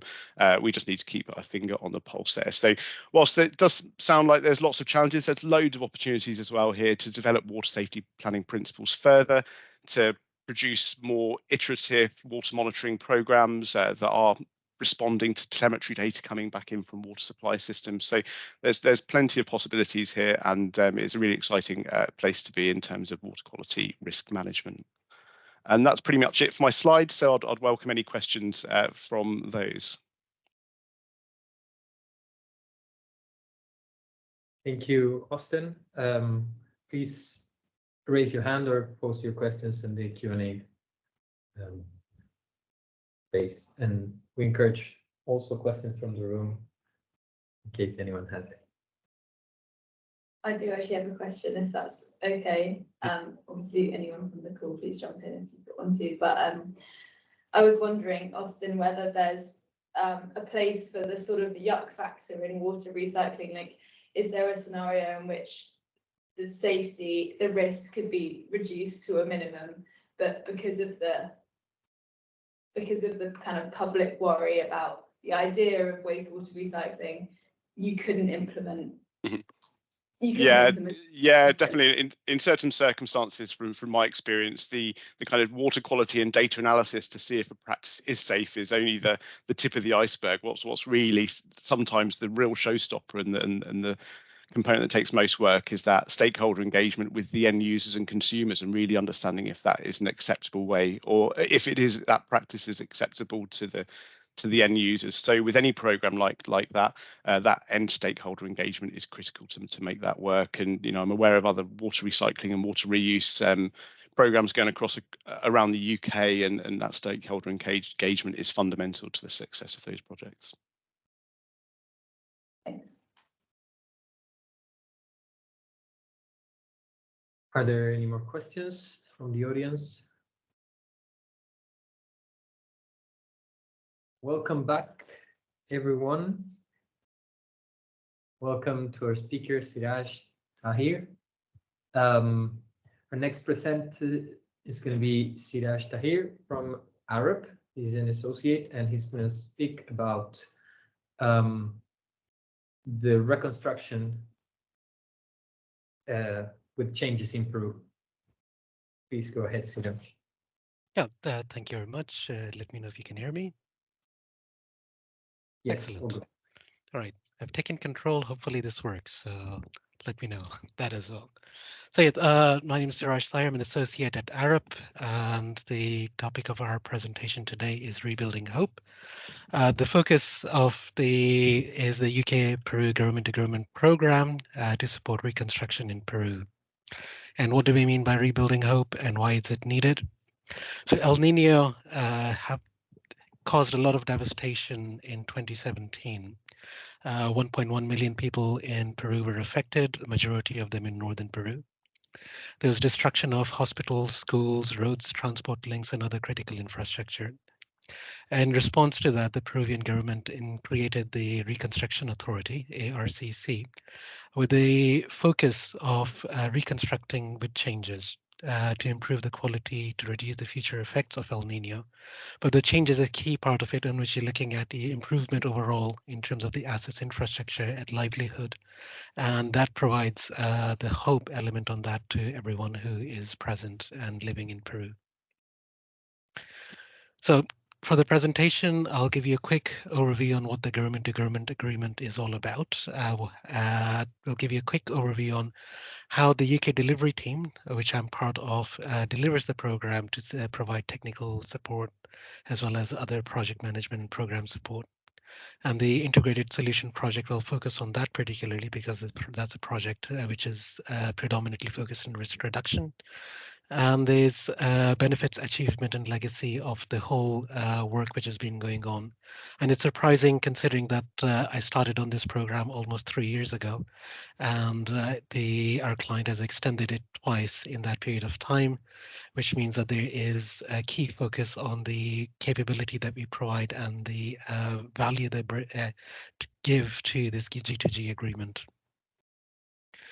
So in terms of what the G2G agreement is, the UK delivery team is composed of 3 organizations: MACE, which provides procurement and delivery assurance, GLEADS, which provides cost assurance, and Arup, which provides technical assurance to our client. And across all 3 of them, we've got focus on knowledge transfer and delivering overall improvement to the capability of our client, the Reconstruction Authority, which was created by the Peruvian government through a Supreme Decree. The G2G portfolio is part of the wider portfolio of the Reconstruction Authority in itself. It focuses on improvement of 74 educational establishments, 15 health centers, and flood risk management measures in 17 river basins, 5 ephemeral streams, which are quite steep channels, which only flow when it rains quite a lot. Most of the other times it's dry. 7 urban drainage improvements. I've visited a few of them. They don't have pipe drainage in many of these areas, so the challenges are exemplary. And the new early warning system being implemented. To support the client, we've got public bodies, the Health Authority, MINSA, the Agricultural Department, Midagri, the Educational Ministry, which is Ministry of Education, and MINAM, Ministry of Environment, and provide much deeper capability and advice to our Reconstruction Authority in itself. So the UK delivery teams, how we approached that was sort of a conformity across the 3 portfolios: integrated solutions, healthcare improvements, and educational improvements. The project controls part of that, we've got a PMO office which was created, both mirrored approach to UK delivery team to the client.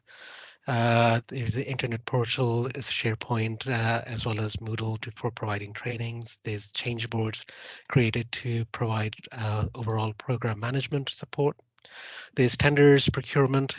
The focus was on transparency.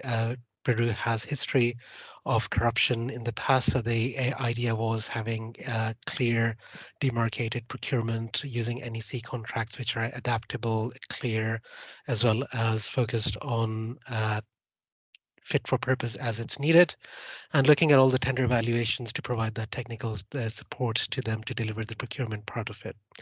The technical assurance across all 3 portfolios focused on rebus stages to provide consensus approach across all of them. Design guidance, which many of them were co-developed with our client to make sure that they were meeting the local operational needs.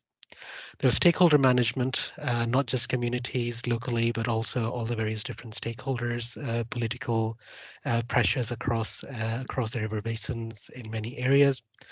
And across all these portfolios, the key focus was legacy, learning, and beyond, because the idea was once the G2G agreement finishes, our client should be able to operate in the same aspect and with the same capability it was able to when the UK delivery team was providing them support.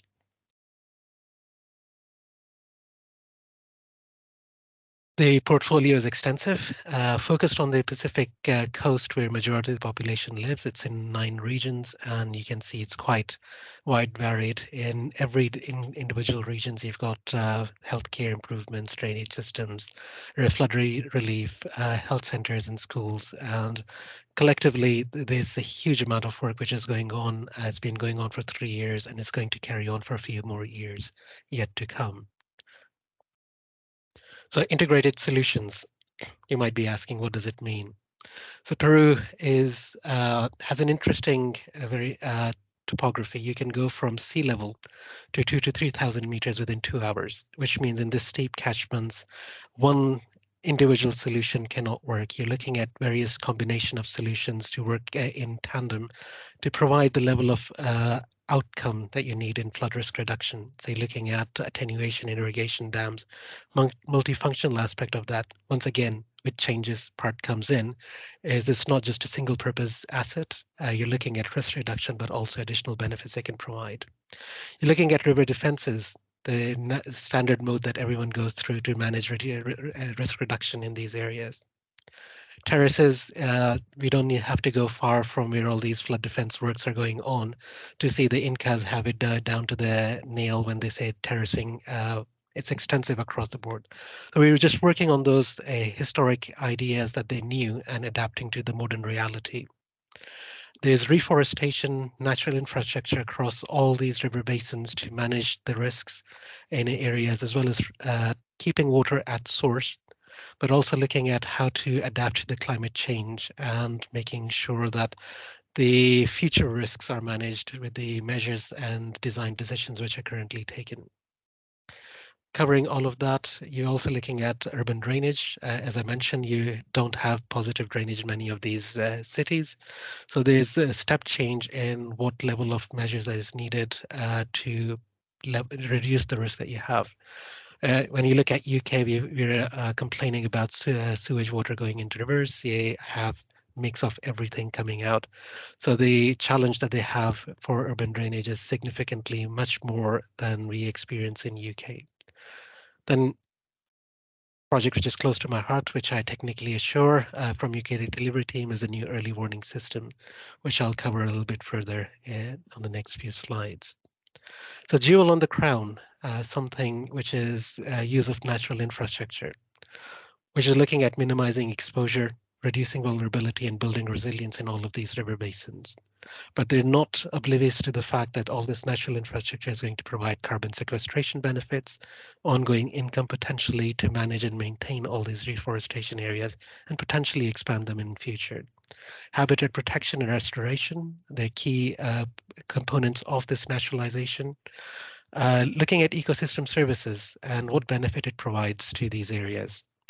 The measures are green infrastructure, brown, as well as gray, in combination in natural infrastructure, in tandem looking at how they manage the mass movement and flood risk in these areas, with the idea that not only are you reducing risk more locally in the upper and middle basin, but also risk reduction as a result of reduction in flows in further downstream into majority of the river basin cities which are close to the coastline. So the flood prevention aspects, you're looking at multi-risk assessments. We started off with looking multi-hazard assessment across all river basins, with the key focus on looking at vulnerability. What is the vulnerability, and whatever design solutions are coming forward, they're looking at all of these risks in a way, in a very integrated manner to how they are going to reduce the risk to the people. The early warning systems, it is a comprehensive nationwide early warning systems covering 1,400 kilometers of Pacific coast. It's using new up to 8 C-band weather radars. Hopefully we'll start construction in the next few months. You'll have more than 300 new monitoring stations across the country, another 200 to 300 sirens, new emergency command centers at the national level, regional level, as well as local level. as well as new refuge points, signage, and training the local population on how to be safe and understanding what all these warning messages mean. So what the capability of people as well to not only manage the system, but also to respond is going to step change in Peru that the rest of the world is going to look up to say, this is how we do things. And the ambitious aspect of that is going to be delivered within 2 to 3 years' time, not seen anywhere else in the world so far. So the achievements that we want to highlight as a result of the G2G, our client became the best performing government agency and government department. There's been a systemic change in the Peruvian public sector looking at how ARCC is operating, and everyone's looking up in how do they adapt and deliver things differently. The pace and transparency in procurement is unparalleled. Things which would have taken 2 to 3 years to procure now get procured within 3 to 6 months at max. You're looking at increased national capacity and capability, not just in the public bodies, but also in the wider sector. You're looking at a lot of contractors, international and local consultants working on that. All that knowledge from that has transferred down to even the manual labor who's working on the field to see how do they do things differently. What are the things they're looking at? Health and safety, some things that we talk about and joke about in UK, or the question time from last week, is critical, and people are learning and how to do these things much better. We've issued more than 100 guidance documents. We've developed new design standards in collaboration with our client, adapted to the Peruvian context. 275 formal training modules, technical, cost, project management, program assurance, everything for capability, or everything recorded for posterity for every new entrant who joins the organization to go back and learning pathways created. So the capability that they have from the first person who started working on it to the new one coming through will be consistent. Legacy of digital tools and approaches, Moodle platforms, forums that they can talk to others across the nation and learn from each other, not just from us, is key part of that. And the benefit of the G2G agreement, it builds confidence. There are other G2G agreements in Peru as well. It's not the only one, but what it has done is showcase that how do you deliver such a large project, which is more than $3 billion being delivered, more than 5 million people directly benefiting, another 6 million indirectly benefiting from improved early warning system to risk reduction in this area, and just being able to go from point A to point B and not having that asset and infrastructure being damaged. 40,000 local jobs created so far, and a lot more to be created as the project expands further. You're looking at fast, efficient, transparent procurement process in line with international standards, safe, responsible, flexible, and collaborative construction through the NEC contracts, best practices in sustainable and resilient design in collaboration with UKDT, technical assurance from ARCC, as well as the new ideas and innovation being brought in through the contractors and consultancies. Attracting international market to Peru, companies, technologies, best practices in the project early warning system to natural infrastructure to flood defense and urban drainage. You've got international experts coming in and advising how best to do things. A legacy of knowledge and skills for Peru is unparalleled, and what level of achievement that we've been able to deliver for within 3 years' time, and how far the country has progressed in this period of time. So I'm looking forward to working with them in future as well. Thank you. That is the end to my presentation. So any questions, I'll be happy to answer.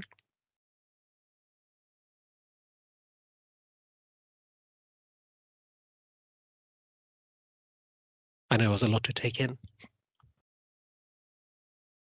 Yes, thank you, Siraj. And yes, just to reinforce, if you have any questions, please raise your hand or drop them in the Q&A section.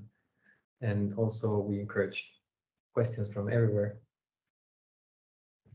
I feel like I'm asking too many questions today. But yeah, it sounds like a really massive success that you've managed to achieve in Peru. So congratulations on all the work that you've been doing there. Really basic question from me. Is Peru more vulnerable to flooding than other countries in South America? And is it just the kind of the change in landscape that makes it more vulnerable, or So as I said, not only Peru's topography plays a big part in how responsive the catchments are. You're looking at the time of concentration in flooding could be hours, not days, in parts of the basins. So how you approach those challenges and how do you work on that is quite challenging. But as well as Pacific coast and the whole coast from Peru all the way up to Chile is one of the most driest areas in the world. The Andes basically push all the rainfall further up. So majority of the time it doesn't rain. So the day-to-day flooding is not there. When El Nino occurs, you can go from rainfall, which might have fallen like 15 mils in a year, to 150 mils in a weekend. And the rate and intensity of rainfall and the catchment response means that the challenge is exemplary. And flooding and mass movement aren't the only things that are challenges to them. Earthquakes, tsunamis, droughts, fires, forest fires, and all of these things are prevalent in different parts of the country. So I think it's just when I look at the challenges that they have, I think they have many. They live with the risk a lot more than you and I do. They understand and appreciate risk a lot better. But that also means that at certain times, because they live with it, they are maybe complacent to it, or they may not think that there are measures or solutions that can address them in a way that they haven't considered it previously. Yeah, I can imagine, especially as well, trying to incorporate nature-based solutions into that planning when you're looking at a matter of hours of time for flooding to occur rather than days. Like in our heads, like in the UK, it feels like nature-based solutions in flood defences. So on a quite a already wet landscape, it seems to make sense a lot more. And I can't imagine trying to resist the temptation to build physical concrete kind of flood defences. Yeah, I think there's need for hard infrastructure alongside your soft infrastructure. The geomorphology of the river basins is quite unique. The silt is very fine, non-cohesive, which means that many of the measures and solutions that we think of may not be as appropriate. So there's a learning aspect to all of us who come with our ideas that how to do things, to said, oh, didn't realize that you just can't put a lot of green infrastructure in a way that we think it can be done, because there isn't a lot of regular rainfall to sustain it. Yeah, that's a good point. I hadn't even thought about that. The lack of rainfall. Yeah, so the use of local plant species is key part of that. They're looking at creating large centralized nurseries focused on reforestation, but also acclimatization nurseries where saplings will be passed on so they can get used to the climate that they eventually will be planted in. So, yep, a lot of work still to be done. The national infrastructure is currently going through procurement. A lot of work still yet to be done. So I'm looking forward to how the project progresses. Thanks so much for your presentation, Siraj. And thank you, Steph, for the questions, and everyone else. Thank you. We're going to our last presentation of the day. Sorry, just stop presenting. On the Blue Room, we're going to have a demand management presentation led by WRC. So please follow the link in the chat if you want to join the Blue Room. And this room, if you bear with me while I get to the correct slide, we're going to have a presentation on preparedness, following the same big theme of disaster management, led by Juan Gutierrez from Wallingford. So go ahead. I probably need to click in your mouse. Yeah, if you want to. Yeah, so yeah, welcome everybody. Thank you. I'm going to put the timer because I'm terrible with time. Thank you. I'm going to talk today about two case studies about preparedness, understanding preparedness, about knowing and forecasting what's going to happen. The two cases are actually quite interesting because they are very different. One is forecasting about some flooding problems, and a real case of a project we did in Malaysia. The second part will be about actually the opposite, forecasting droughts. So the forecasting flooding is relatively easy. You see the flooding, you can forecast the rainfall, but you will see that it's more difficult to forecast a drought because it's the absence actually of any rainfall. Malaysia is a very interesting country. Actually, I have the pleasure to live there for 2 years, and it's a country that is actually heavily affected by flooding, mainly by river flooding, and 1/5 of the population lives in areas prone to flooding. So it is actually a very important problem. So the idea was to try to create a tool that could help the government to forecast possible problems that they could be doing that. So they could maybe evacuate people, or probably they couldn't stop it, but they could make some decisions to try to mitigate the impact that was going to have. So the idea was to use all the data available in terms of sensors, radar rainfall data, and things like that, and then produce some tools that could help to disseminate that flooding. Okay, so what we were using at that time is, what we are using at that time is still in use. It's a commercial software, so it wasn't a tool that we developed. We were using Infowars ICM and ICM Live developed by Innovice. And the idea it is actually to get a model that maybe we would use for master planning, but then connect it to live data so it can run in real time. And if this live data is also forecast data, how much is going to rain in the future, then you've got a magic crystal ball that tells you what's going to happen. Okay, so that sounds really easy, but obviously you need to automatically import the data. You need to screen it because there will be data that is wrong. And then there might be some missing data. The system cannot stop, so you need to prioritize it. And if this data is not available, I need to fall back into something else. Okay, so setting up that was a challenge as well.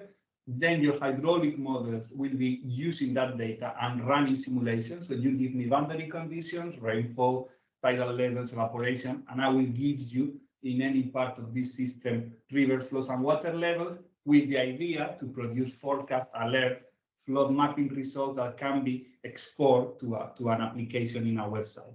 I'm going to show you some of these. Honestly, you can see some of these boundary conditions. So some of them are rain gauges, so the national network of rain gauges of Malaysia. Then we have some levels of radar rainfall data, some tidal, and very little there, the prioritization in which we use it. Okay, we don't have time to go into too much technical details, but the idea is that then we've got those river reaches networks in the country, and then we can graph the performance of the system in terms of depth and flows, and have some trigger values that when the levels on those sections of the river go beyond those, then rising alarms can be raised, and then people can be making decisions and actions on that one. Okay, so in general, all those systems go together with a control room, where in this case is the Department of Irrigation and Drainage. They've got a central there where they can analyze all the sources of data and the results of the model. Sometimes you can also export this into our website, and you can make available to the public, so the public can know in advance if their area is going to have some flooding problems, and then some kind of flood maps that will help also people to locate where they are and what's the risk that they are exposed to. Okay, so this is something that it can be replicated in any context, urban environments, river environments, and things like that, and it is really, really interesting. Okay, so if you want to know more about these type of things, please contact my colleague Emma Brown, which will be very helpful to let you know more about this. So let's move to the second case, and this is completely the opposite. So we've got now a paradise in the Caribbean where they, because of climate change, they are experimenting periods of drought that they didn't used to have. So there was a project to try to incorporate a drought risk modeling tool that could be used by planners in St. Kitts and Nevis. Sorry, I haven't mentioned the place, where that will help them to forecast droughts in order to make decisions before the problem happens. So we've seen another presentation, like we were, Martin was saying in South Africa, that there are droughts, people need to reduce the consumption. Well, if you know that's coming, maybe you can start doing that before. So when do you know there is a drought? Where do you know that it's going to happen? Maybe in 3 or 4 months. So having the capacity to predict when this is going to happen maybe helps you to make some decisions that will help you to be in a better position when that happens, and maybe you can save water in advance. The whole idea was to engage with the stakeholders there and do a capacity building exercise so they could take over then the tool and they could ask for new things to implement. And the important thing is this tool is useful for them. So my colleagues did a lot of work trying to work closely with them. And the outcome or what we are looking for here is to have something that makes their water sector more resilient, and that there's some water and food security, improvement in the water and food security for the island. Again, we've already mentioned that early warning definitely can help to people making their decisions. In all these type of forecasting projects, there are always many challenges. The forecasts maybe are not perfect, different departments don't share data. I don't think we have time to go through all of them there, but just be aware that you embark into one of these projects is not really easy to navigate all those things, and this is where getting the stakeholders on board very early helps you a lot of times to solve many of those problems. The technical components of the tool, obviously there are some hydrological models, especially we are looking here at groundwater recharge and trying to calculate how much water is going into the soil, because obviously these islands don't have large river systems. They are actually getting rainfall and then storing some of the water in the ground. There were points where we had ground observation. We were using to monitor in some point what was actually the groundwater doing. Then we had a lot of satellite images and remote sensing that we could use to extrapolate those values to other areas. And then for the forecast aspect, we were using climate models that were giving us the temperature and the rainfall forecast for a period of time. I think we do 6 months, because beyond 6 months, they are not very reliable anymore. And then in this complication of the system, obviously you need to differentiate what is monitor and what is forecast, and you need to combine it in a way that you can have your operational tool. All the sources we are using, for example, for satellite images, are free available. So you can have this water balance groundwater tool, which is the key objective. All the satellite data we were using is free available sets of data. So this could be replicated in any other country without an implication of huge cost, because they are freely available. And the idea was to create this website, easy to use, but that was also giving some objective indicators so the planners could make decisions. We need to quantify somehow whether this is a drought or not, how severe it is, and things like that. So I'm going to show you, to finalize, some very quick screenshots of the tool. So you can see here a kind of gridded hydrological model where we are doing each calculation in each of the cells. This is driven by the type of satellite image you've got and the resolution of this data. And then we use here, I cannot see it on the screen because it's very far, but something called the PSI, the Precipitation Standard Index, which is an index that is used to calculate drought. So you are comparing actually the rainfall that is landing with the previous 3 months, 6 months, 9 months, and 12 months, and then you can know whether you are in a drier period or in a wetter period. And there is a line there that you can see very small, which is the forecast. So you can see in the past how this has evolved, but you can also forecast in the future what is going to happen. There are other indicators there that are difficult to see, but moisture of the soil and things like that that are all calculated with the usage. So all of these indicators are very useful for the decision makers. You can put also land use to know where you have agricultural land, where are cities, and because the different they could have different impact in different land uses, all these calculations. And then obviously you can see also the forecast of the expected rainfall, and then an ensemble of forecasts, because obviously it's not going to be just one single prediction. There could be an ensemble and a number of layers there that they can switch on, switch off, and trying to understand in particular areas of their geography what is the current situation in terms of the drought, and they can make educated decisions based on this tool. So I think there are 2 angles here. One is this hydrological calculation, but the other one is putting in a central hub all these sets of data. So all the people that need to make decisions, they can share the same data in one area and analyze it and have the history of all the data. So creating the central hub probably is as important as the forecast of the drought that we are having here. So because all of this is based on satellite image that is free, I think it could be replicated in any part of the world very easily and very cheaply, I guess, because it is a software already developed and it's just a matter of shifting to another area and plug different data. So if anyone watching this is really desperate to have a drought forecasting system, please contact me and we will be delighted to explore the possibility to do something with you in wherever in the world you are based. I think I'm done with that. I'm not sure if I remember well. Yeah, so that's the contact details of Gina. Gina is the principal engineer in Wallingford that was doing this fantastic project. So you can feel free to contact Gina directly or me, depending on you got the brochure of my contact details. We will be delighted to help you with any questions or any suggestions you might have for something similar in other parts of the world. Fantastic. We open the floor for questions. Please raise your hand or drop your questions in the Q&A section. I have two questions. So my first question is, when there's a lot of complexity behind the model, and then you generate an output that's easy to use by decision makers.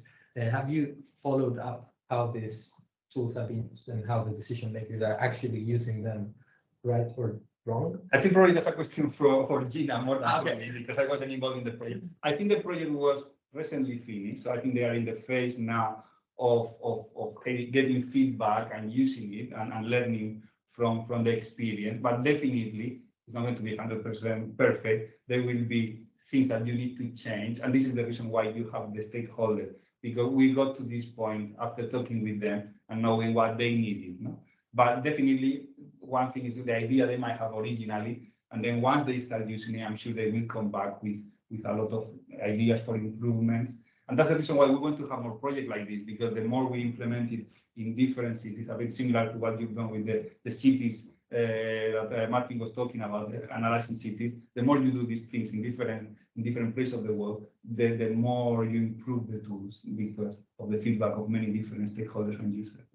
Absolutely.